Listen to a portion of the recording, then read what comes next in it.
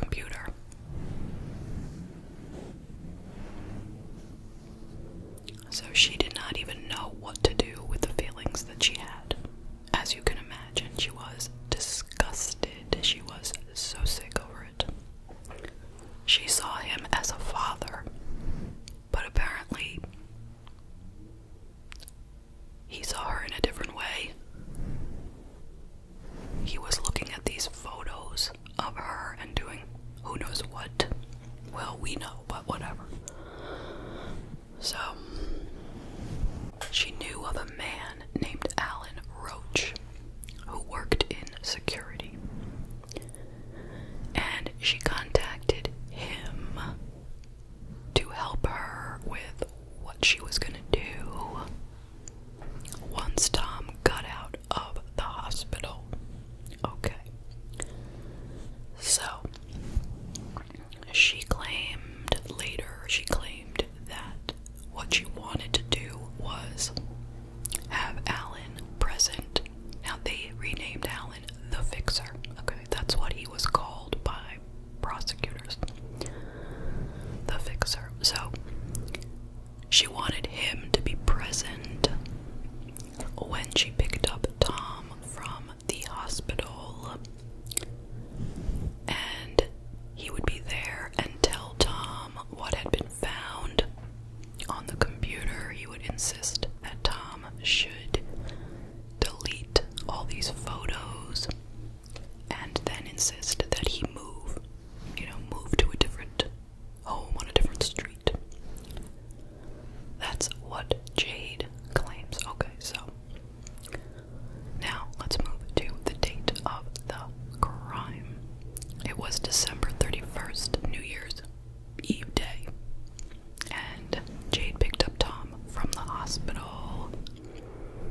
Now I'm going to go through a timeline. It's very detailed due to all the texts that she sent. Lots and lots of texts to lots of people. Okay, so when Tom was released from the hospital, they gave him a huge bag of medication, which included Zolpidem, which is generic name for Ambien, oxycodone, and trazodone. 11 minutes after he was discharged at 11:30 a.m., Jade texted Alan, quote, "I just dosed the hell out of him, stopping for whiskey, then stopping at Dixie Line to stall LMK." So then Jade went into Bevmo and bought a large bottle of Jack Daniels, a mini bottle of Kettle One vodka, Bushmills Irish whiskey, and mini chocolates. She then went to CVS and Dixie Line. Now, Dixie Line is something like a Home Depot, from what I heard. There she purchased terry cloth towels, zip ties, 2 types of gloves, and spray paint, and left there at 12:27.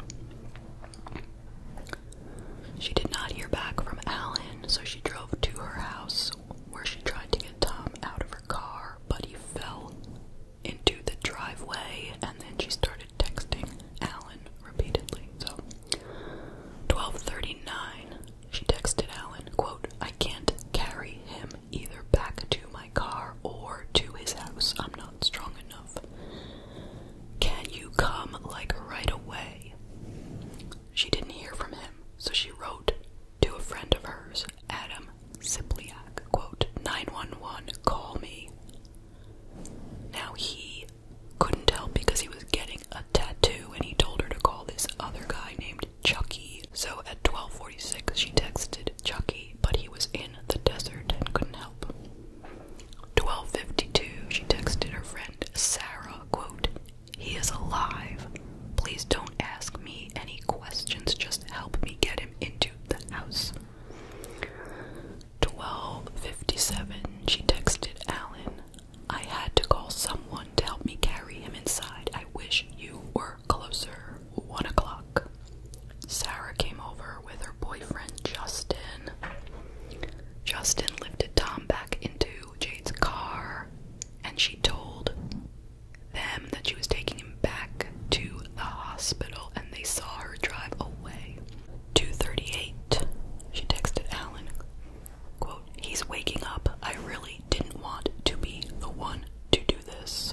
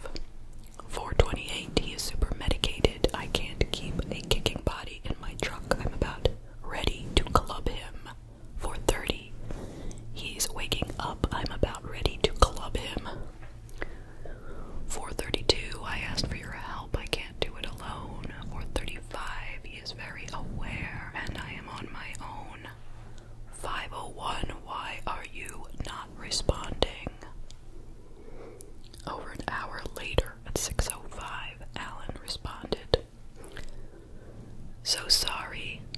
I got family S I'm dealing with. At 7:30, Adam Sipliak came over to Jade's house. She told him about the photos, and he said that she told him, quote, I killed him, I drugged him, suffocated him with a bag, and choked him. She wanted Adam to put Tom in his bed. Adam, who didn't want to be involved, left. 8:12, she texted Alan, can you let me know if I'm alone? Now I have hours till bruising shows. Need to get inside. This does not end well for me.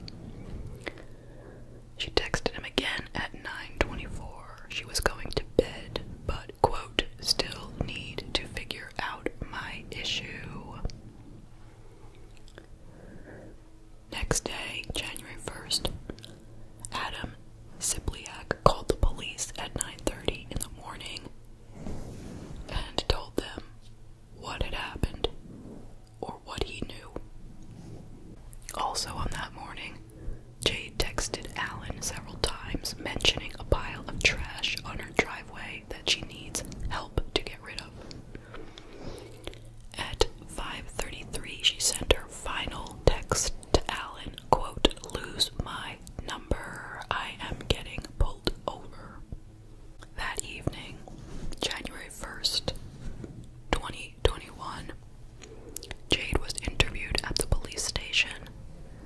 She said she did not know where Tom was, and she said that she was going to get a lawyer. So they sent her home to her father's house, Steve. Then there was a further exploration of Tom's house by the police. They got a search warrant. They had already been there before, just walking around, and hadn't noticed anything, but when they got the search warrant, they went back and they took a closer look. They found him in a pile of trash on the driveway. He was basically in plain sight, but they had walked past his body the first time around. Now it was already early morning on January 2nd, and in fact, Jade had just left the police station to go home at like 4:30 in the morning, January 2nd. But a little after 7 a.m., when they had discovered him, they rearrested her and charged her with first-degree murder. So, she was lucky enough to get out on bail, which was $1 million, and she had the money to cover it, so she was free on bail until it went to trial, which was in December of 2022, so pretty recently. Now, according to the prosecution, they had all these witnesses. They had Alan, they had his partner Brian, they had this guy Adam, and they had tons of people. And they have all these texts, and they have a clear motive. I mean, they have it all. But according to her defense, none of this was her fault. And all these texts, although they look suspicious, she was able to explain all of them to mean something else. And ultimately, she explained that, he had this bag of pills from the hospital, and she also had some gabapentin of her own, which was in the console of the car, and while they were driving away from the hospital, he grabbed it and he took some, which did show up in his system. So that is how she explained the gabapentin, because that was not in his bag of pills that he was discharged with. Okay. The cause of death had been found to be zolpidem overdose, too much Ambien. So it did not show anything about choking or, clubbing or any of these other things. They just showed the Ambien as the cause of death. So she's saying all these things that people are saying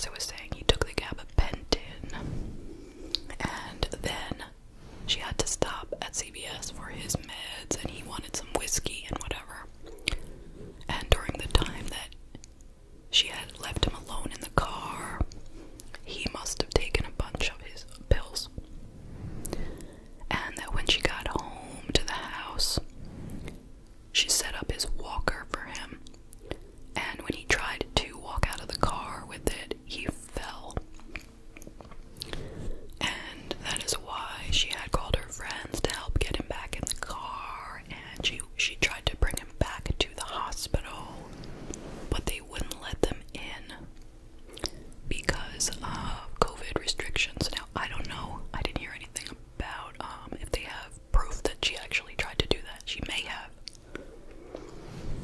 You know, he would have already have taken all the pills by then, right? But she may have gone back to the hospital with him. That is possible. But anyway, so she's saying they didn't let her in. And then they, went back to the house, and she couldn't get him up. She couldn't get him out of the car. She wanted to just bring him into the house so he could go to sleep, sleep it off, whatever. Not having known, apparently, that he had taken these pills, right? So, when she couldn't move him and nobody was helping her, she decided to just let him sleep it off in the car, It's not a terrible thing. I mean, they're in California, so it must not have been cold, I guess. So she went in the house, and when she came back out the next morning, he was dead. Okay? And she didn't want to be blamed for it. She was afraid she would be blamed. So that is why she hid him in the pile of trash. Okay? That is her story. But unfortunately for her, she was found guilty of first-degree murder, premeditated murder. And in early March of 2023, she was sentenced to 25 years to life. Okay, so that's the case. What do you think? I will tell you some of my thoughts. Alright, let's start with, did she do it? She says she didn't do it. Did she? Well, if I had to bet money on whether she did it or not, I will say she did it, because quite clearly the texts really tell you everything you need to know, and even though she tried to explain away these texts, you really can't. So I'm gonna say most probably she did do it. Okay. So next question is, was she justified? Well, what would you do if you were her and you made this gruesome discovery of all these photos on the computer of your stepfather? What would you do? How would you feel? Her feelings of revulsion and all that were completely justified, okay? I mean, it is despicable what he did. And since some of the photos were from when she was 16, that is child PORN, right? It is. I think, okay? I'm not a lawyer. So there is a crime right there. I mean, I don't know how big of a crime, but it's a crime. He didn't take the pictures. He didn't send the pictures to anyone else. He just possessed them. That's probably the only crime that he actually committed. I think. I don't know, but I think that's the only crime here. It's disgusting, immoral, it's all those things though, right? So I would be absolutely disgusted just like her. But I would never go to the extent of trying to kill the guy. No, no way. I mean, if I felt strongly about it, then I would go to the police, I would tell them the story, and see what they say. Granted, he's not that old, he was 64, but he's in bad health. I don't know. It doesn't sound like, from what they're saying, he didn't sound like he would make it too long. I don't know. But regardless, if she felt strongly about it, go report it to the police. Let them deal with it. But she sat on this for, it was like a week, okay? She found the pictures on